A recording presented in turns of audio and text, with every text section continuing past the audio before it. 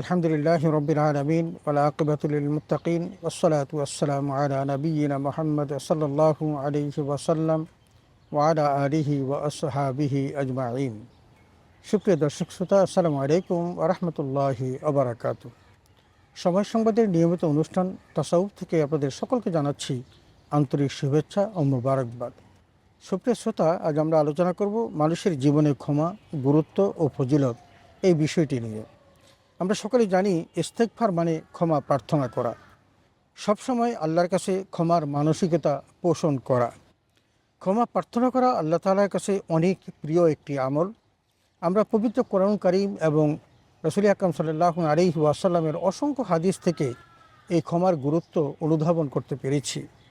আল্লাহ রাব্বুল আলামিন পবিত্র কোরআন কারীমের মধ্যে অসংখ্য জায়গাতে এই ক্ষমার সুফল এবং উপকারিতা সম্পর্কে আমাদেরকে সুস্পষ্টভাবে বলেছেন।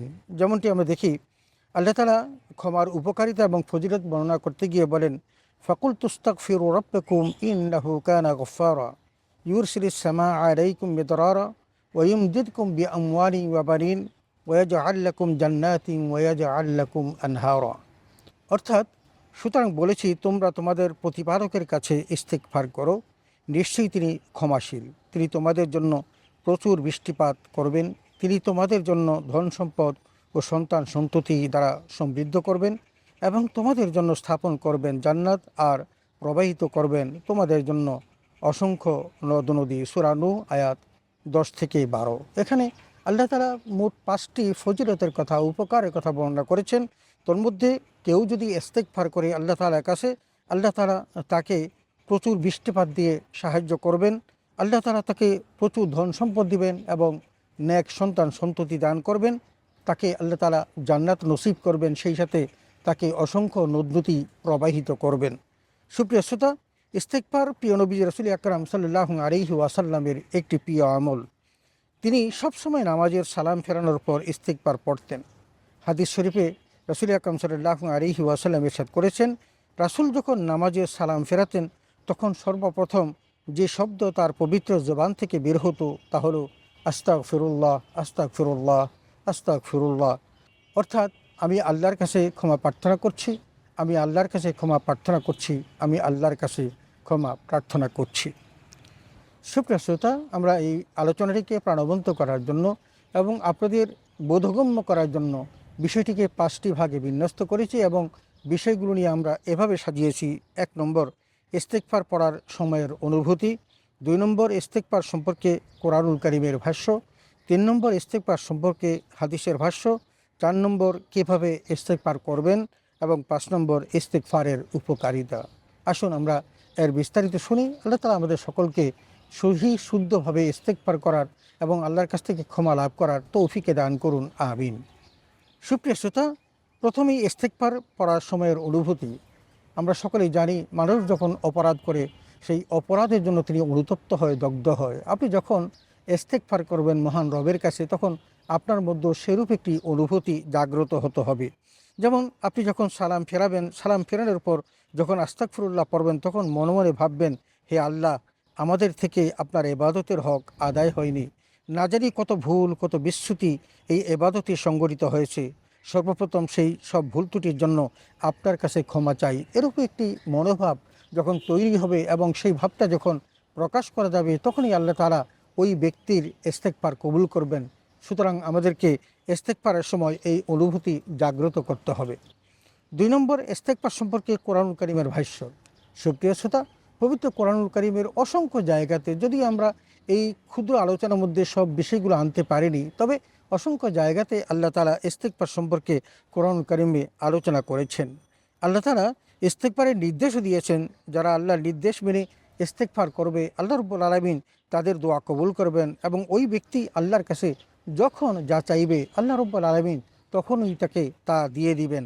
এমনটি আমরা জানি। পবিত্র কোরআন কারীমের যেমন সূরা নসরে আল্লাহ তাআলা বলেন, ফাসাব্বিহ বিহামদি রব্বিকা ওয়াস্তাগফির। অর্থাৎ, যখন তুমি তোমার রবের প্রশংসা তাসবিহ পাঠ করো এবং তার কাছে ক্ষমা চাও, নিশ্চয়ই তিনি তওবা কবুলকারী। সূরা নসর আয়াত 3। সূরা নিসায় আল্লাহ তাআলা বলেন, ওয়াস্তাগফিরুল্লাহ ইন্নাল্লাহা কানা গফুরার রহিমা। অর্থাৎ, আর তুমি আল্লাহর কাছে ক্ষমা চাও, নিশ্চয়ই আল্লাহ ক্ষমাশীল ও পরম দয়ালু সূরা নিসা আয়াত 106। ওমা কানাল্লাহু লিয়ুআযযিবাহুম ওয়া আনতা ফীহিম ওমা কানাল্লাহু মুআযযিবাহুম ওয়া হুম ইস্তাগফিরুন। অর্থাৎ আর আল্লাহ এমন নন যে তুমি তাদের মাঝে বিদ্যমান থাকা অবস্থায় তিনি তাদেরকে আযাব দিবেন, এবং আল্লাহ তাদেরকে আযাব দানকারী নন এমত অবস্থায় যে তারা ক্ষমা প্রার্থনা করছে। সুপ্রিয় শ্রোতা, আমরা এরপর দেখব যে ইস্তিগফার সম্পর্কে হাদিসের ভাষ্য কি। আল্লাহ তাআলা যেমন পবিত্র কোরআন কারিমে ইস্তিগফার সম্পর্কে বলেছেন, রাসূল আকরাম সাল্লাল্লাহু আলাইহি ওয়াসাল্লামের অসংখ্য হাদিস দ্বারাও ইস্তিগফার সম্পর্কে আমাদেরকে তালকিন দেওয়া হয়েছে। আমাদেরকে বলা হয়েছে রাসূল আকরাম সাল্লাল্লাহু আলাইহি ওয়াসাল্লাম তিনি যার পূর্ব এবং পরের সকল গুনাহ আল্লাহ মাফ করে দিয়েছেন, সেই রাসূলও কিন্তু প্রত্যহ 100 বার ইস্তিগফার করতেন। রাসূল আকরাম সাল্লাল্লাহু আলাইহি ওয়াসাল্লাম ইস্তিগফারে উদ্বুদ্ধ করার জন্য সাহাবীদেরকে বলতেন, সে সত্তার শপথ যার হাতে আমার প্রাণ, যদি তোমরা গুনাহ না করো তবে আল্লাহ তোমাদের নিয়ে যাবেন এবং এমন এক সম্প্রদায় নিয়ে আসবেন যারা গুনাহ করবে এবং আমার কাছে তওবা করবে, অতঃপর আল্লাহ তাআলা তাকে ক্ষমা করে দিবেন। সুপ্রিয় শ্রোতা, প্রিয় নবী রাসূল আকরাম সাল্লাল্লাহু আলাইহি ওয়াসাল্লাম ইস্তিগফারের ফজিলত বর্ণনা করতে গিয়ে বলেন, মান লাযিমাল ইস্তিগফার জাআলাল্লাহু মিন কুল্লি দিকিন মাখরাজা ওয়া মিন কুল্লি হাম্মিন ফারাজা ওয়া রাযাকাহু মিন হাইসু লা ইয়াহতাসিব। অর্থাৎ যে ব্যক্তি নিয়মিত ইস্তিগফার করবে, আল্লাহ তাআলা ওই বান্দাকে তার সব সংকট থেকে উত্তরণের পথ বের করে দিবেন, তার সব দুশ্চিন্তা মিটিয়ে দিবেন এবং অকল্পনীয় উৎস থেকে তার রিজিকের ব্যবস্থা করবেন। সুনানে আবু দাউদ, সুনানে ইবনে মাজাহ। 4, কিভাবে ইস্তিগফার করবেন। আপনি যখন সুযোগ পাবেন তখনই কিন্তু আপনি বেশি বেশি করে পড়বেন আস্তাগফিরুল্লাহ, আস্তাগফিরুল্লাহ, আস্তাগফিরুল্লাহ। নামাজ পড়েছেন, সালাম ফিরিয়েছেন, পড়বেন আস্তাগফিরুল্লাহ। কোথাও যাচ্ছেন, মনে পড়লো, পড়বেন আস্তাগফিরুল্লাহ, আস্তাগফিরুল্লাহ, অর্থাৎ আমি আল্লাহর কাছে ক্ষমা প্রার্থনা করছি। অথবা পড়বেন আস্তাগফিরুল্লাহাল্লাযী লা ইলাহা ইল্লা হুয়াল হাইয়ুল কাইয়্যুম ওয়া আতুবু ইলাইহি। আমি ওই আল্লাহর কাছে ক্ষমা চাই যিনি ছাড়া কোনো মাবুদ নেই, তিনি চিরঞ্জীব, চিরস্থায়ী, এবং তার কাছেই তওবা করে ফিরে আসি। এমনিভাবে আমাদেরকে তওবা করতে হবে। আমরা অসংখ্য তওবা আছে, আমরা যদি সুযোগ পাই তাহলে সেই তওবার ভাষাগুলো আমরা শুনব এবং সেভাবেই তওবা করে আল্লাহর কাছে ফিরে আসার জন্য আমরা প্রাণান্তকর চেষ্টা করব। 5 নম্বর, ইস্তিগফারের উপকারিতা।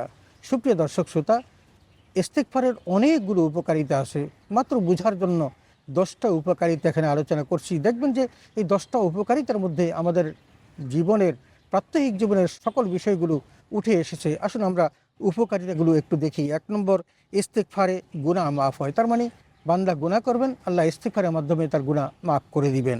2, বালা মুসিবত দূর হয়। বিপদ আপদ মানুষের থাকতেই পারে, মানুষ যদি ইস্তিগফার করে আল্লাহ তার বিপদ দূর করে দিবেন। 3, রিজিক প্রশস্ত হয়। কোনো মানুষ যদি রিজিকের কষ্টে থাকে সন্তানাদের নিয়ে, তাহলে সে যদি বেশি বেশি করে ইস্তিগফার করে আল্লাহ তাআলা তার রিজিক বাড়িয়ে দিবেন। 4, পরিবারে শান্তি আসবে। তার মানে আল্লাহ তাআলা পরিবারের মধ্যে অশান্তি থাকলে ইস্তিগফারের মাধ্যমে শান্তি ফিরিয়ে দিবেন। 5, শরীরে ইমানি শক্তি বাড়ে। তার মানে কোনো ব্যক্তি যদি ইমান দুর্বল হয়ে যায়, কমজোর হয়ে যায়, তিনি যদি ইস্তিগফার করেন তাহলে তার ইমানি শক্তি বাড়বে। 6 নম্বর, আল্লাহর সন্তুষ্টি অর্জন হয়। সবচেয়ে বড় বিষয় হলো আল্লাহর সন্তুষ্টি অর্জন করা। যা কিছু আমরা করি না কেন সকলেই তো আল্লাহর জন্য করি, সুতরাং ইস্তিগফার করলে আল্লাহর সন্তুষ্টি অর্জিত হয়। 7 নম্বর, চিন্তা পেরেশানি দূর হয়। প্রাত্যহিক জীবনে মানুষের কত রকমের চিন্তা থাকে, পেরেশানি থাকে। এই চিন্তা পেরেশানি থেকে বাঁচার জন্য বেশি বেশি করে ইস্তিগফার করতে হবে। 8 নম্বর, আল্লাহর রহমতের বৃষ্টি বর্ষিত হয়। যে কথাটি আল্লাহ পবিত্র কোরআন কারিমে সূরা নূহ পর্যন্ত বলেছেন, তুমি যদি আল্লাহর কাছে ইস্তিগফার করো তাহলে আল্লাহ তাআলা তোমাকে প্রচুর বৃষ্টি দিবেন। তার মানে এই বৃষ্টি দেওয়ার অর্থই হলো রহমতের বৃষ্টি বর্ষিত হবে। সেই বৃষ্টির মাধ্যমে জমিন স্ফীত হবে, সেখানে ভালো ফসল ফলবে, আর সেই ফসল সমস্ত মানুষ ভোগ করবে। এটাই আল্লাহ বোঝাতে চেয়েছেন। আর 9 নম্বর হলো মান সম্মান বৃদ্ধি পাওয়া। আপনি জীবন যাপন করছেন কিন্তু মান সম্মান যদি আপনার না থাকে, এই জীবন থাকার চেয়ে না থাকাই ভালো। অতএব আপনি ইস্তিগফার করবেন, আল্লাহ তাআলা মান সম্মান বাড়িয়ে দিবেন। আর 10 নম্বর, আযাব ও গজব থেকে মুক্তি পাওয়া। আল্লাহ তাআলা বিভিন্ন রকমের আযাব ও গজব থেকে আপনাকে এই ইস্তিগফারের মাধ্যমে মুক্ত করবেন। সুপ্রিয় শ্রোতা, মানুষের জীবনে ক্ষমা, গুরুত্ব, ফজিলত, আমরা এই বিষয়গুলো সম্পর্কে বিস্তারিত জানলাম। আসুন না আমরা এই ইস্তিগফার নামক ছোট্ট একটি শব্দ, এটা খুব বেশি বেশি করে জবান থেকে আমরা উচ্চারণ করি এবং আল্লাহর কাছে ক্ষমা প্রার্থনা করি। আল্লাহ তাআলা আমাদের প্রত্যেকের গুনাহগুলিকে মাফ করে দিন, আমাদের সম্মানকে বাড়িয়ে দিন এবং সকল দুশ্চিন্তা পেরেশানি থেকে আমাদেরকে মুক্ত করুন। আমিন। ওয়া আখিরু দাওয়ানা আলহামদুলিল্লাহি রাব্বিল আলামিন। আসসালামু আলাইকুম ওয়া রাহমাতুল্লাহি ওয়া বারাকাতুহু।